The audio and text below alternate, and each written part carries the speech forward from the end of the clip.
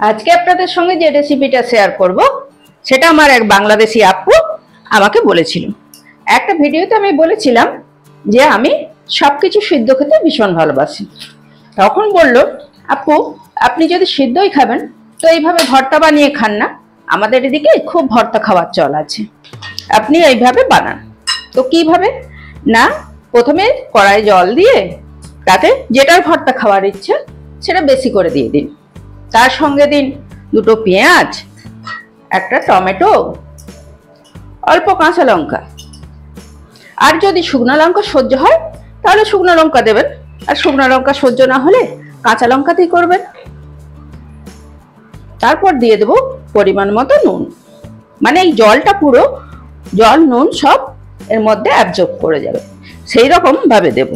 আর দেব অনেকটা রসুন দিয়ে এটা একটু সিদ্ধ করে নিতে হবে। এটা সিদ্ধ করে নেওয়ার জন্য ঢাকা দিয়ে দিলাম। এটা সিদ্ধ হয়ে গেলে তারপরে বাকি রেসিপিটা হবে। এবার এটা ঢাকা খুলে নেব। দেখুন জলটাও টেনে গেছে আর সিদ্ধও হয়ে গেছে। এবার এটা নামিয়ে ঠান্ডা করব। এটা ঠান্ডা হয়ে গেছে আর দেখুন একটু জলও নেই। এবার এটা এর মধ্যে দিয়ে দেব, দিয়ে এটা পেস্ট করে নিয়ে আসবো। আর কড়াটাও একটু ধুয়ে নেব, নিয়ে আবার পরের প্রসেসটা করব। আর যখন মিক্সিতে পেস্ট করবেন কোনো কিছু, তখন একটুখানি মিক্সির মধ্যে তেল দিয়ে দেবেন, তাহলে মিক্সির বাটিটাও ভালো থাকবে আর বাটাটাও চট করে হয়ে যাবে। এই যে আমি একটুখানি সরষের তেল দিয়ে দিলাম, দিয়ে এটা এখন আমি মিক্সিতে বেটে নিয়ে আসবো। এরপর কড়াটা ধুয়ে চাপিয়ে দিয়েছি, ওতে দিয়ে দেবো একটুখানি সরষের তেল।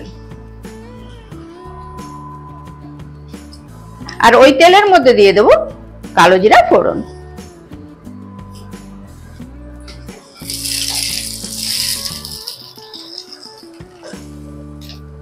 এই দেখুন ওটা সব পেস্ট করে নিয়ে এসেছি। এবার দিয়ে দেবো এই পেস্টটা।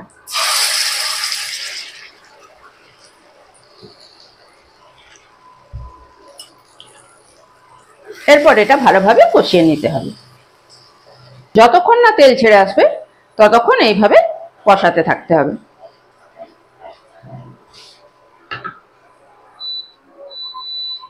এই সময়তে এর মধ্যে দিয়ে দেবো সামান্য মিষ্টি।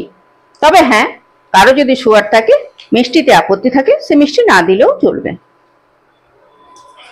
তবে মিষ্টি দিলে কি হয়, তরকারি স্বাদটা একটু ব্যালেন্স হয় আর কি।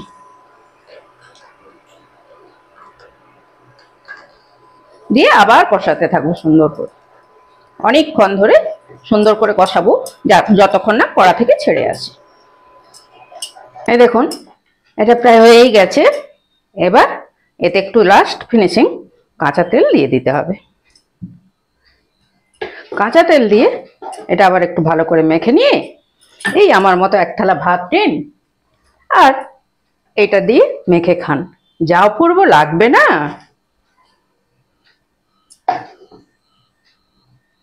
এটা দিয়েই সব ভাত খাওয়া হয়ে যাবে।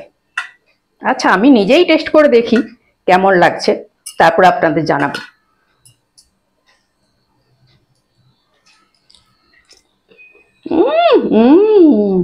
দারুণ, খুব সুন্দর লাগছে। আপনারা কিন্তু এটা অবশ্যই একবার করে খেয়ে দেখবেন।